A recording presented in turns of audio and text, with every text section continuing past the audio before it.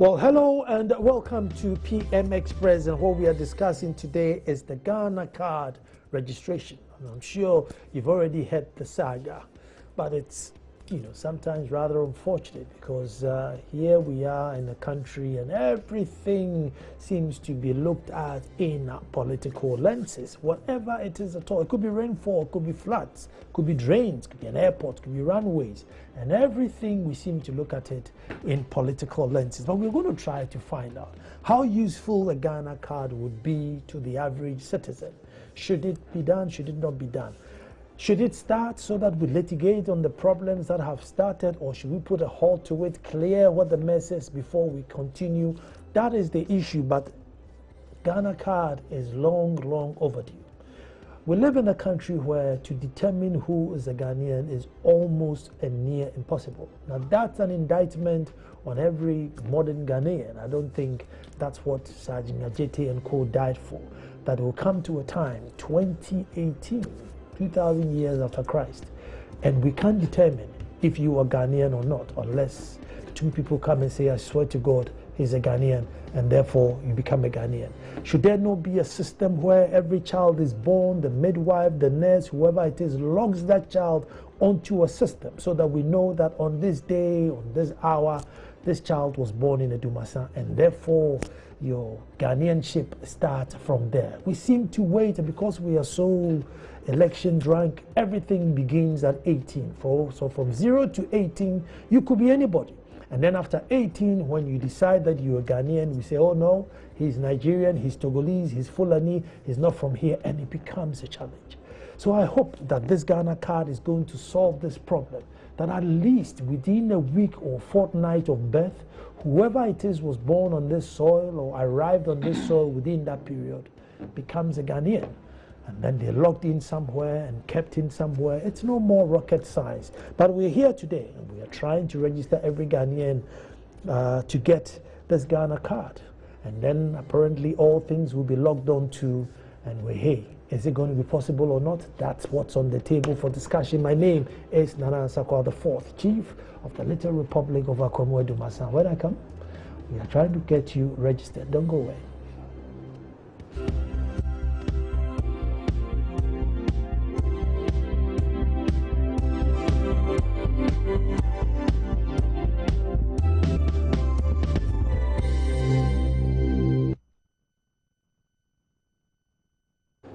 Well, thank you very much for staying. Well, I have two brothers in the studio who know a thing or two about the Ghana card and all the registration. But, what happened was that the minority, they were supposed to register on Monday. The NIA was supposed to go to Parliament to start with the parliamentarians. However, the minority said, no, we are not happy with the proceedings. Not everything came through Parliament.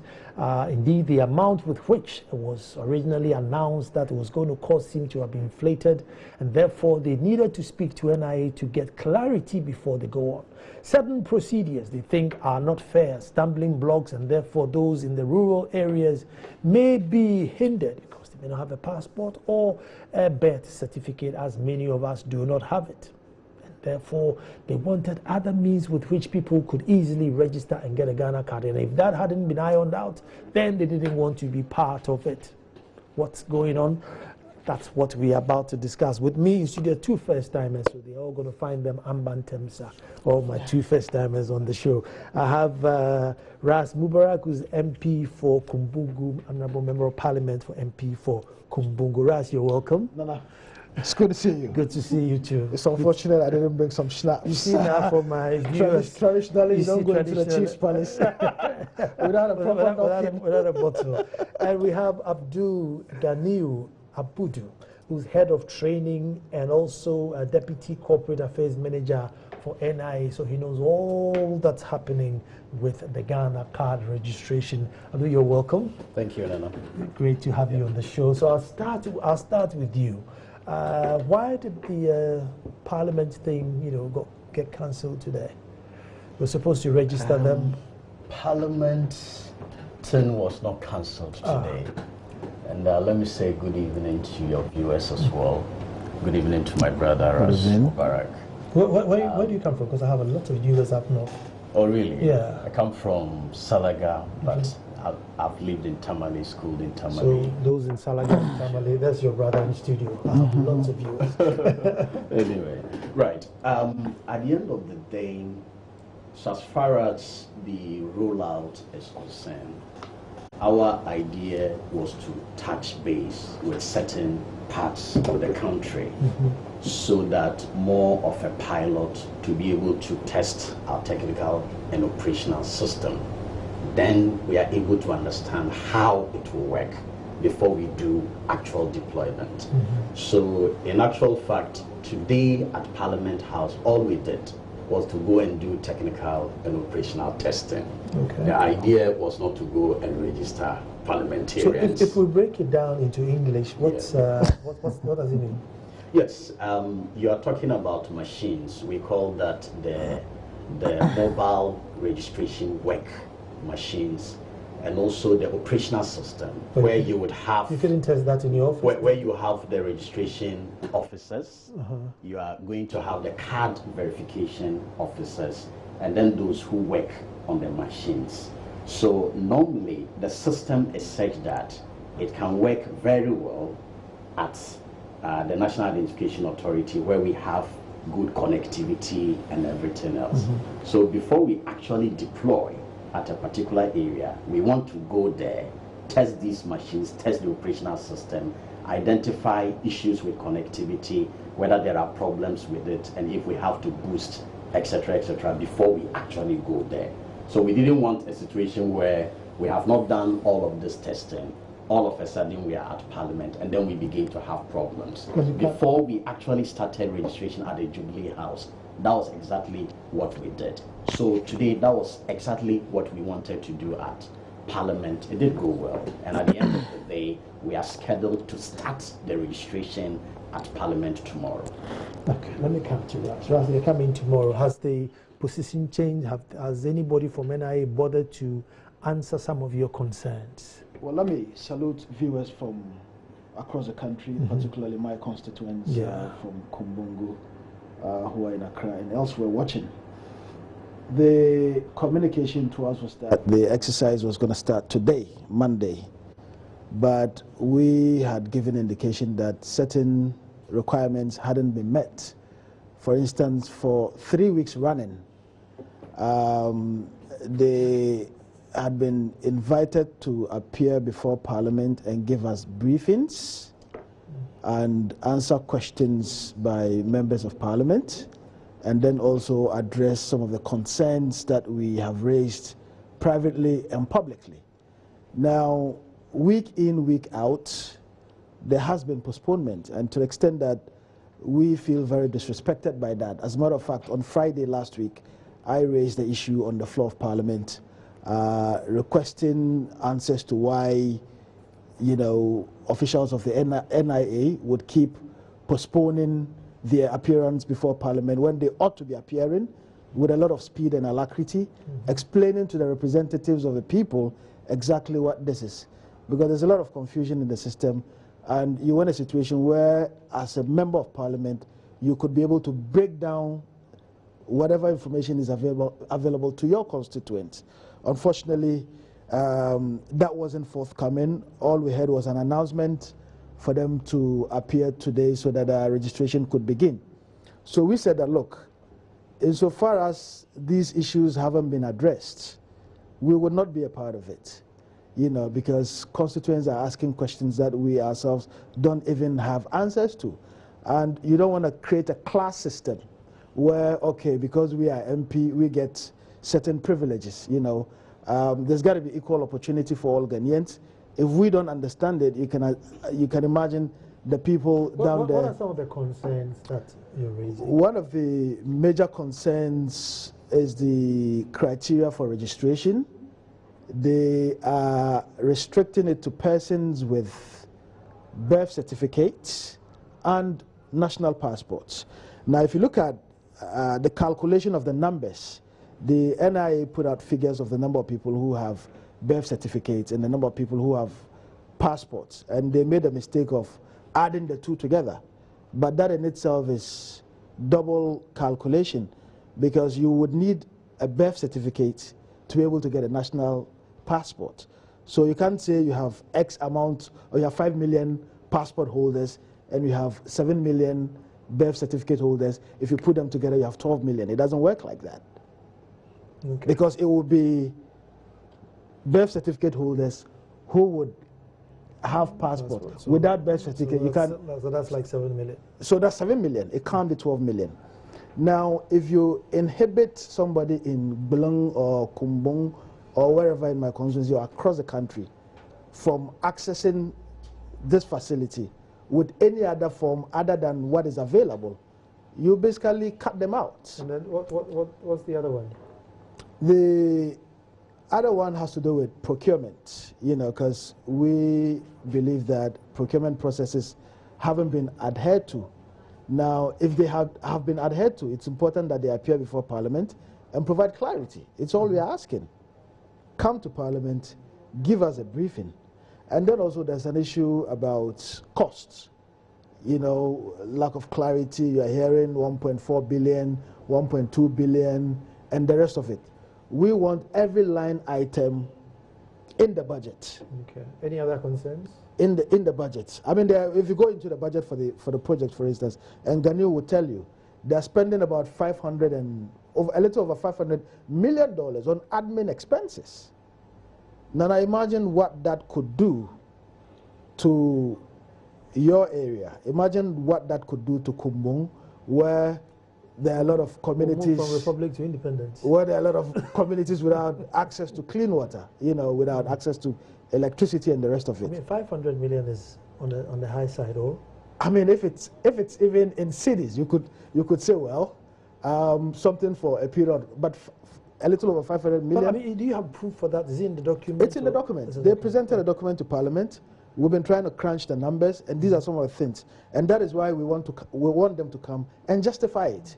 If you say you're going to spend 500 million on admin expenses, you ought to justify it.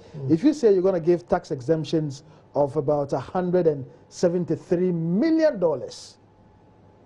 you ought to justify every expenditure. But tax exemption, has that not been through Parliament? Because it has been through committee level, but it hasn't come to the plenary. And so... But is it valid or invalid? And has approved it. Committee had approved it. Obviously, they have the power to do that. They have the numbers, right, at the committee level. No, you said it hasn't been to plenary. So it hasn't been through plenary. Yeah, but has the committee got the power to... The committee would write a report and make recommendations. Okay. Just accept it. Yeah? It would make recommendations for plenary to accept it.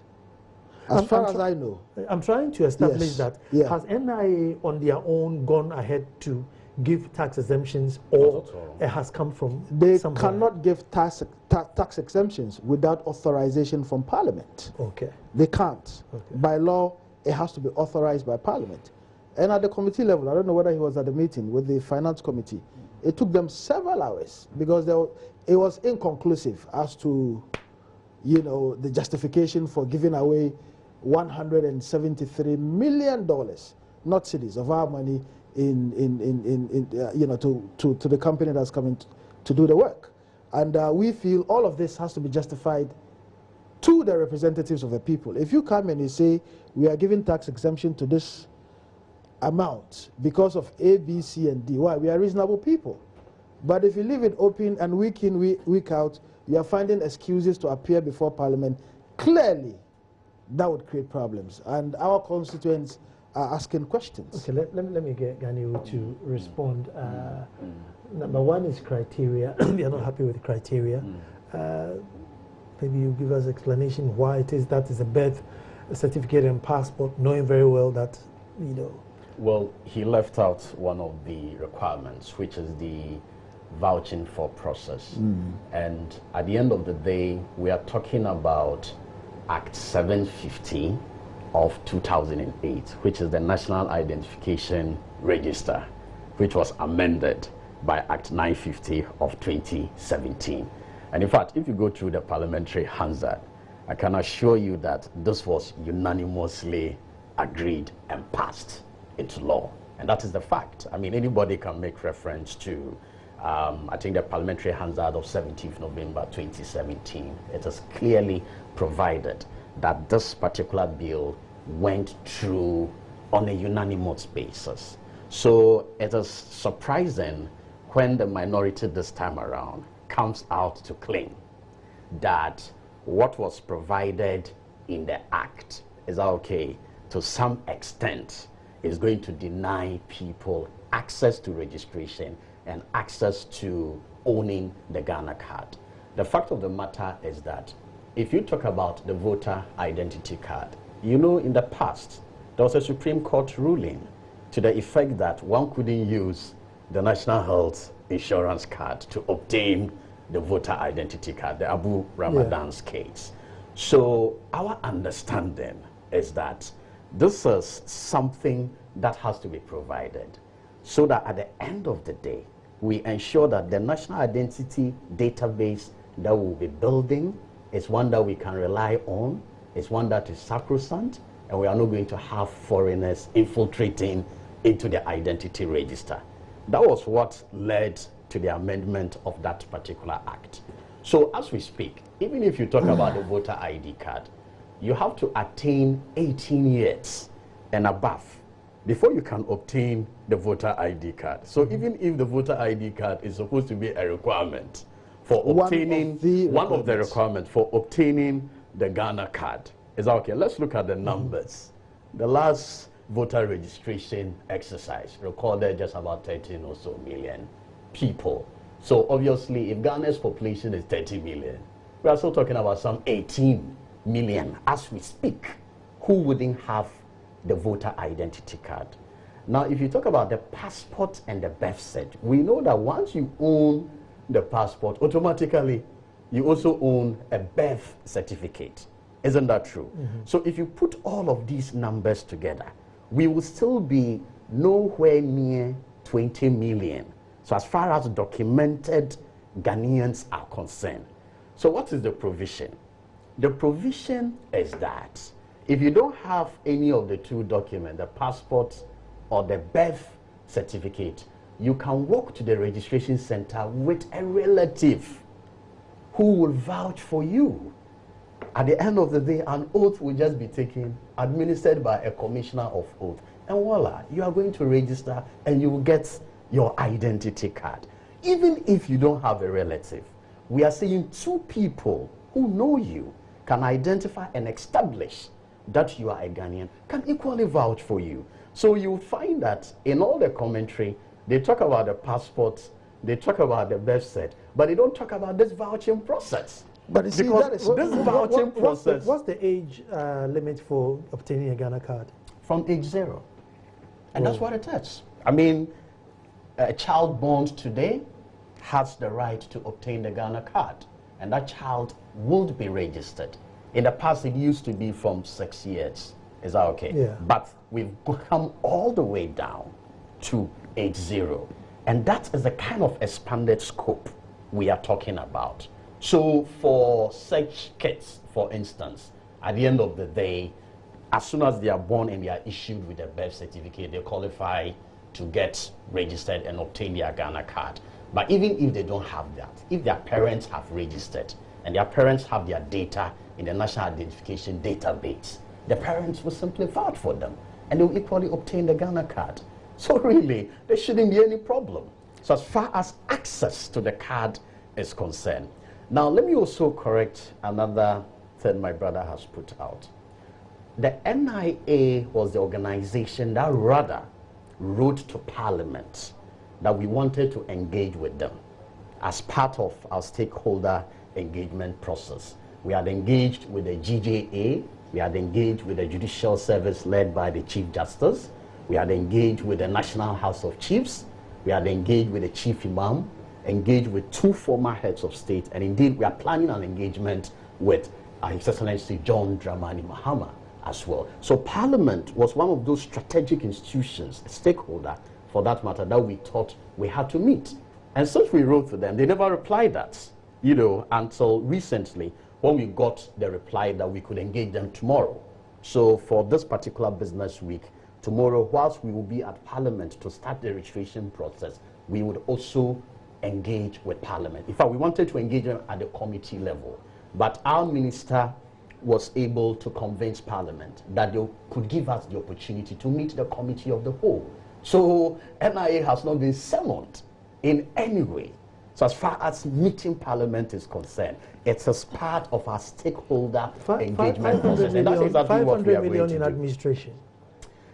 Again, we have to correct that.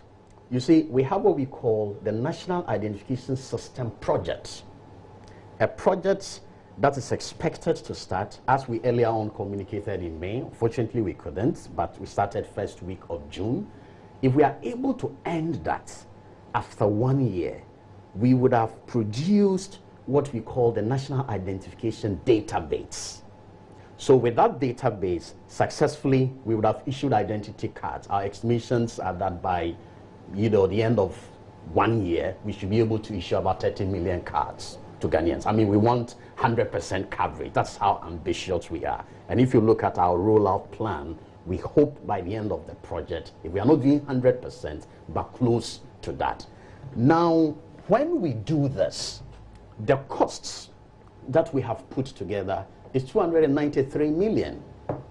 124 million to be incurred by the state, and the rest of the 169 million to be incurred by the partner. And that is the only cost. So as far as this project is concerned. But why is the partner incurring costs? The 1.2 billion that he or some other people have thrown out there, it's an estimation of the operational costs that we will be incurring over the next 15 years. So that now from where you sit, if the multimedia group were to say all the gadgets that you have, the personnel that you have engaged, salaries you have to pay, etc., etc., so that over the next 15 years, you are going to incur this amount of cost. Maybe multimedia should do that. And that's exactly what the NIA has done. So it's not as if the state is taking some 1.2 billion, handing it to the National Identification Authority to go and issue identity cards. The issuance of the identity card, the cost that comes with it is 293 million. It's as simple as that. But so eventually, that anything else that happens, because I mean, Rats, I don't think you are saying the workers at NIA, is it for free instance, though, or do you have to pay for it? It's going to be free. The first time issuance of the cards will be free. So how much is renewal, or if you lost and replacement? Well, that's after 10 years. So that if you are issued a card today, the only time you probably have to renew it 10 years. is 10 years. If you lose it, how much does it cost you? Yes, if you lose it, you come over, you pay something around $5.4, so the CD equivalent, to be able to get the renewed card. Okay. But first time issuance for all the 13 million Ghanaians we are talking about is going to be free. So that still on the cost, the point I am making is that if every state institution from where we sit today was to do a projection of their operational costs in the next 15 years, tell me how much that would be. Perhaps that's the mistake. Eventually, let me put it this way. Perhaps that is the mistake the NIA has done. But at the end of the day, it's a mark of transparency. It shows the effective, good planning that we can engage in. And if the state is going to commit to that, the state can demand accountability, that is one. And the state can also demand what is NIA bringing in. Over this period, we've made revenue projections. And the revenue projections are so huge revenue projections to be able to cover those costs. Approved by Parliament. They have to be approved by Parliament. But the point how will revenue projections be approved by Parliament? I'm coming. The point I'll take the issues. So that if we bring 1 billion, government or the state will say we don't need that? I'll take the issues one after the other. Okay. You are doing stakeholder consultations now, whilst you are rolling out the program. Now, what if you have issues like we are raising? You haven't resolved the issues. You are now going around doing. Well, he said on Tuesday. Stakeholder consultations. He says on Tuesday they are meeting Parliament. Absolutely. No, but that cannot even be fact. I was in the chamber on Friday. The issues was raised on the business. That's for next. I mean, he's NIA says they're meeting Parliament. Your Parliament say no, we are not meeting. The meeting is scheduled for Thursday. Thursday. Per the business statement of the ensuing week is scheduled for Thursday. I don't know who is misleading you on that. But one, stakeholder consultations are inconclusive. Secondly, issues keep coming. Thirdly, they themselves have admitted with the registration at the presidency that initially they have had hitches. And as well as they classified it as technical hitches. Now, if you had technical hitches, we're going to pay for this. The person in your area, Nana, in my constituency, would be paying for it. And I expect NIA to tell me that, look, these are the challenges we have. These are the technical hitches. They haven't communicated to the public except to say that in due course. And then you go about and you're going to keep rolling out. On the issue of identification, there are about 15 million people who are registered as, who have valid voter ID cards. Now, it is not everybody who has a voter ID card, because there are some kids who have passports. So already you have about 15 million on your database.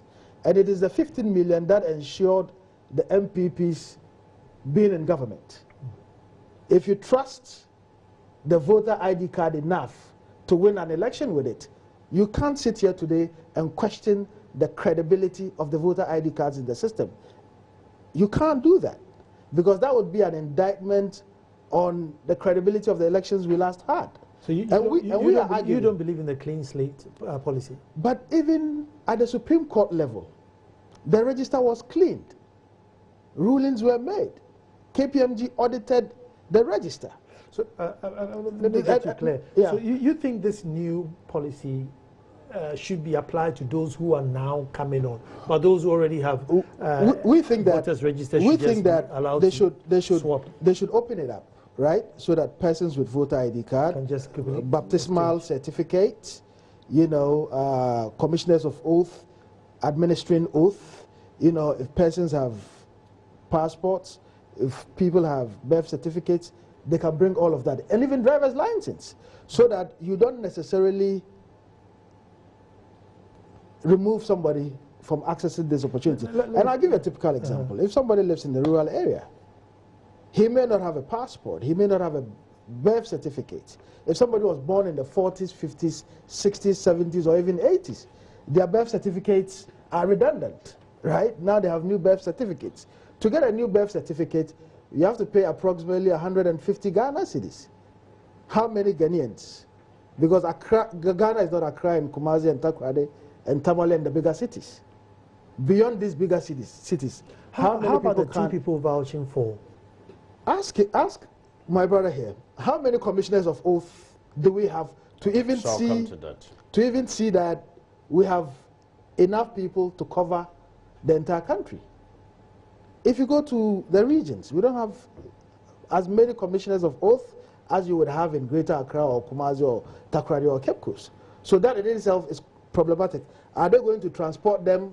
But okay, apart from commissioners of oath, the principle of, look, I don't have any ID. Yeah. However, Kojo and Amma knows that I've lived in Edumasan all my life. Is there, do you have, because I remember voters ID period, to get a voters ID, there were people who were allowed to vouch for people. And that is legitimate. It's been part of the processes that we have had. So I don't see how today they want to alienate those people from... Because you think you've been through that already. So we've been through that. There's no need. And this point about Parliament approving the eligibility criteria, that is contested. As a matter of fact, I cross-checked with some of our members on the committee. At committee level, they opposed it. When it came to plenary, I think the issue came just about a day or two before we rose. With their numbers in Parliament, they bulldoze it through as well. So clearly, we are not getting representation as far as issues affecting ordinary Ghanaians are concerned. And we are raising these issues because of the ordinary Ghanaian. That look, you shouldn't make it so difficult or so hard for the person who lives in one village, in any part of the country. You should make it easier so that either with a birth certificate, with a baptismal certificate. Let me take a quick break here, and then when we come back, we'll ask Aisha if you allow us a couple of phone calls to test the people from everywhere to see if indeed it will be a major bother for you if you already have a voter's ID but don't have any other ID. I mean, Would it be an issue for you to say, look, Auntie, I'm better, and and could you come with me and go and tell them, look, I'm Ghanaian and therefore I need a Ghana card? Would it be an issue because it's about you? We'll find out if Aisha will give us a phone call. We're coming straight back. Well, thank you very much for staying, and I'll put the number out soon. And when I put the number out, I just want you to know if you think it will be an inconvenience for you or an inconvenience for your mom who doesn't live in an urban area, lives in a very remote area, probably has no one at all in the area, so that they cannot go and say, listen, look, I am a dear old lady, I'm a Ghanaian, and sign me on, but I have no one here. That's what I want to hear. But before I put the number out, I just want to find out, go to NIA and find out how many commissioners of oath do you have, so that, if everyone in the Dumasa don't have a passport or, birth certificate, does it mean every person coming with 2, and then after you sign for me, I go and how does it work? Yeah, so we've thought about this, and I can assure you that we've put plans in place to address that. If you monitor the dailies, a couple of weeks ago, the Judiciary Service put out a notice of advertisement for people to apply to become commissioners for oath. So as we speak, the application process is closed, and I know they are processing more than 5,000 applications to be able to recruit more commissioners for oath. I know some work is going on. Very soon the shortlisting will be ready, and at the end of the day, they are going to be trained and certified by the judicial service of this country to act as commissioners for oath. And what we're actually going to do is that we have over 2,000 mobile registration workstations. As in, that is where the registration is done. The individual sits, the camera is pointed at you, picture taking, the fingerprints, so on and so forth. And we are going to have a commissioner for oath sitting by each MRW operator in the various villages. So if we have 1,000 registration centers, say in Greater Accra region, we are going to have a commissioner for oath at each registration center. So once that happens, you walk there with a relative, the voucher is done. You walk there with 2 people who know you in the community, can establish your citizenship, the voucher is done. So it's as simple as that. So we've taken all of this into consideration. Per their own guidelines, and the vouching can be done, if I may chip in just briefly, the vouching can be done by people who have already registered with a card. Okay, so let me address that as well. That is their guidelines. So that is the rationale for the strategic institutions that we started with. Because our belief is that for those institutions, most of them are documented. For instance, you are MP for Kumbungu. You surely would have a passport, you have a birth certificate. If we come to Parliament tomorrow, Honorable Ras Mubarak will be registered, issued with his Ghana card. By the oath to vouch for everybody. If need be, once he vouches for a couple of people and they get registered, they also get their names into the identity register. So they too can start to vouch for people. So, but you can't just vouch, you have to know them. No, but that is the truth. So it's Honorable Mubarak saying that in his constituency. I don't know how many people voted for but how many people can one person vouch for? You can vouch for as many as possible, so as long as you know them. That is That's just an example. But that even adds, Gani, if I may comment, that even adds to the myriad of confusion you have in the system. Now, they are testing before they go in. Nana, you know the number of districts in the country. Are they going to test in every district before you go in? Are they going to do that? Because he's saying that at the presidency, they had to test before they go in. Parliament, they had to test the systems before they go in. And there are certain criteria with respect to testing. If you have equipment and you want to roll out. Let's hear from the people on the ground and come. So I have a single song from Wa. My brother, how are you? Yeah, good evening, Nana. Very brief. How will this affect you? In fact, it's going to affect the whole of the Trade Northern region. Ask me why. Why? Moving forward, many of our Northerners here and down south speaking for Greenhouse Party.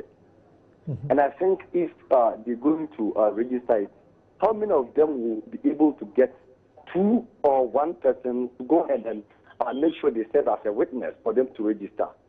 Nonetheless, if you look at the 150 Ghana cedis that is it's for international passports. And how many of us here are having this international passport that will cost us 150 Ghana cedis? And it will give us briefly before I let you go, but how did they get a voter's ID? Well, the voter ID card was something just free that they were doing, but the national ID card. No, but you needed some form of ID to get a voter's ID. To look at the voter ID card, that one was free. That one can help you to. No, it's free. You don't pay, but for both. Okay, if there's another caller, yeah, before that, if you look at the cost involved, if you look at India is having a population more than us, but the whole cost was not even up to what Ghana is going to pay in for it. So will I see something smelling fishy somewhere? So let's look at it critical. Okay, the cost of Ghana has been explained as over 15 years. Okay, thank you very much. Let me go to Latif, also in WA, but let me put the number out. It's 0302 211 691 0302 211 691 or 692. Latif in WA. Yes, this is Latif. Good evening, and good evening to your viewers. Very brief, quick one. Let me hear you. Yes, I think this is going to affect us negatively because in some of the areas, let's take for instance a remote district like Wai, even how to access some communities is a challenge. So how do we get these people registered? Okay, that's Latif. Thanks so much. Okay, Prince from Ada. Hello, Prince. Yeah, Nana, good evening. Good evening. Yeah, thanks for helping educate the public for this important program.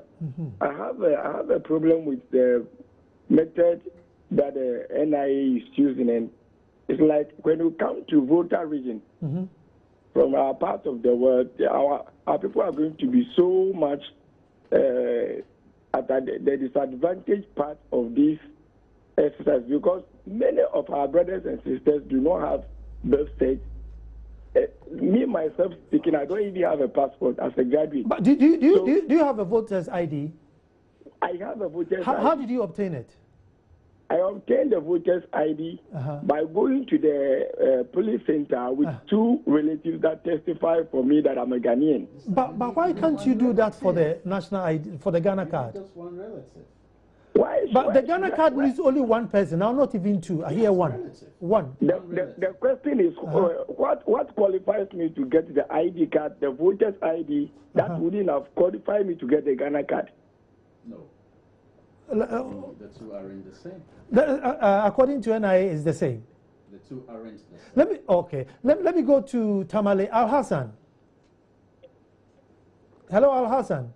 Yes, I'm listening to you. Good. What's your concern with the Ghana card and the process to get it? I believe the initiative they have taken, it will help us.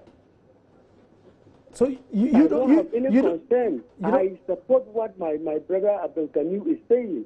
They should use.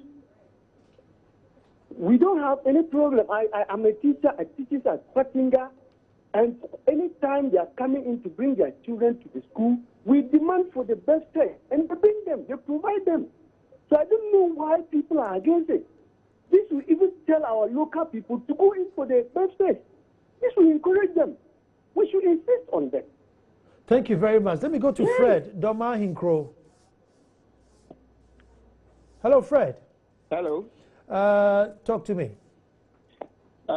Thank you so much for the opportunity, but I think that the method that the NIA wants to use is not the best in my view. It's not the best. Okay, why is that? The reason is that if we're not careful, we are going to create different Ghanaians within Ghana, because all the requirements they're asking for, they are just trying to complicate the system of registration. Why is that? The reason is that why do you need to go through a commissioner of oath before you get a card, a Ghana card? So you want anybody to just walk in and get a Ghana card? No, I feel that once I have a voter's ID card and I've obtained using the same process, it's enough. The government does not need to waste taxpayers' money training commissioners of oath. It's, you know, the whole process is being complicated in my view. And I think that the NIA should take a second look at it and see how they can help. If not, my grandmother, who was born before independence, 96 years old, would not be able to go through that process. But has the grandmother got a voter's ID? My grandmother has a voter's ID card. How did she obtain it? She obtained it because she has an old voter's ID card. When they were changing it, she had an old one, and she just walked in there, present it, and they changed it and gave a new one. And they took all her biometric details. And but can you vouch for your grandmother? You have a birth certificate passport. I work somewhere in Domahinkro. Okay. My grandmother is far away in a village in the eastern region. Anyway, let's big greetings to Domahinkro. Domahinkro and Akwamu are literally twin brothers, and you know we are very close to Doma. So thank you for calling. But these are some of the concerns. A lot of people have voter ID cards, and they would rather the voter ID card is incorporated in the list of things that can be used in, you know, determining who a Guinean is. Secondly, there are 4 things that they should have done in rolling out this issue. 1, factory acceptance tests. I don't know whether they have done that. What is that? Site, I would explain, site acceptance test, because they keep saying that they are testing their systems. So they ought to have done a factory acceptance test of the equipment, site acceptance test. They ought to have done operational acceptance test, and then piloting. And then you roll out as it is now, and from the explanation rolling out before they do all those things. So you go and test. You roll out, you go and test here, you roll out. Are they going to do that in all of the districts of the country? So I shall answer that again. That would be great. Okay, so let's answer that. So in effect, whether it's operational acceptance test, whether it's technical test, whatever, we've done all this. No, but you said today you were in Monday. This is the point. You see, what were they testing in Parliament? Yeah, Monday. Having done all this testing for the system to be accepted, whether technical or operational, before actual rollout, that is the piloting. Oh, please. Because you should pilot before actual rollout. Before actual rollout. rollout, we are dealing with machines. We're dealing with technology.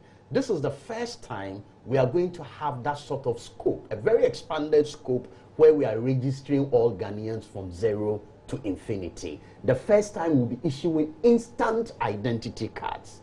Or else, we could have just come, done the registration, take the data to a printing center and do the printing later for you. But that was what happened in the past. And registration was done, and many people did not receive their cards. Is that okay? Today, we have a system that would ensure that once we register you at the center, you walk away with your cards. How much information do you need?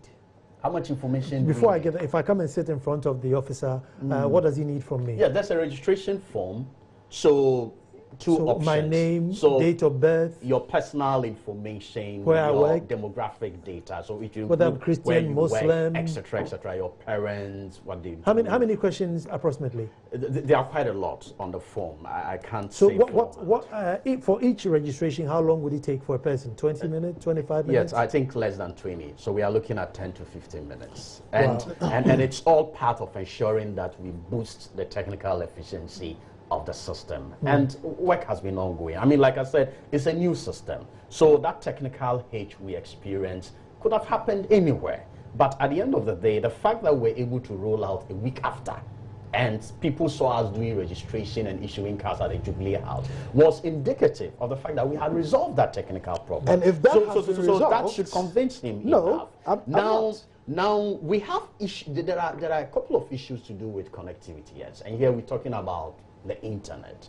So you would want to ensure that wherever you are going, these things are properly done. So areas without connectivity.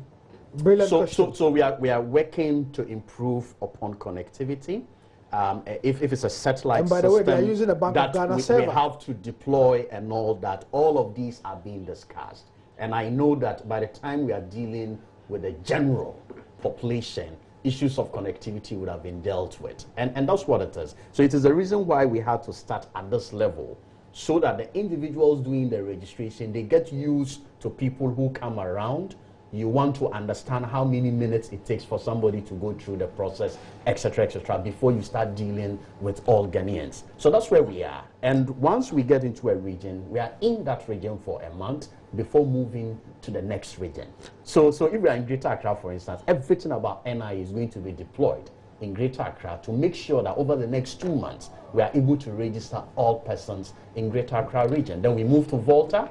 We'll move to Northern region. We'll do Upper East, do Upper West, come and do Brown and Hartford. We'll do Western, we'll do Central, we'll do Ashanti, and we'll do Eastern. There's going to be long queues. Absolutely. There's going to be long queues. There are even political calculations in all of this. One of the reasons why they are doing Greater Accra first is because by their calculation, Greater Accra has stronger and better facilities.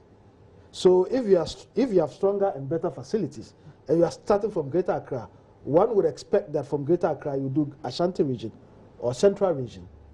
Why that? You spoke about connectivity.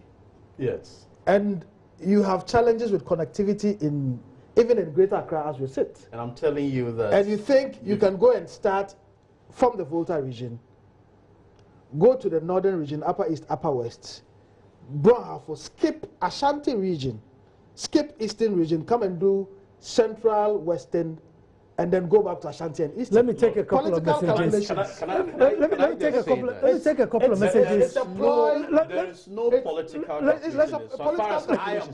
Let me take a couple of messages and I'll come back to you. This is from Justice Aidan. It says, some of us are not surprised just because we have great lawmakers making decisions for us. Anything that will bring great impact for citizens, some section of public will oppose it. MPP, NDC, same.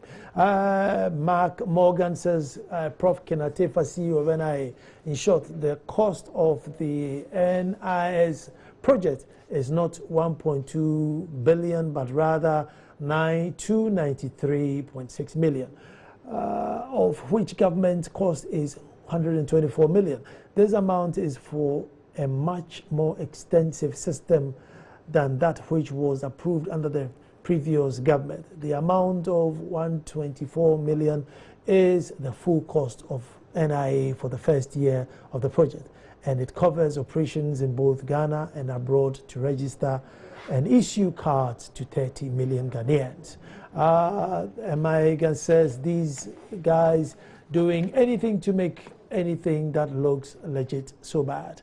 What is that? Why being so power drunk to the extent that you have to bring Ghana down? It's high time they stop fooling cause.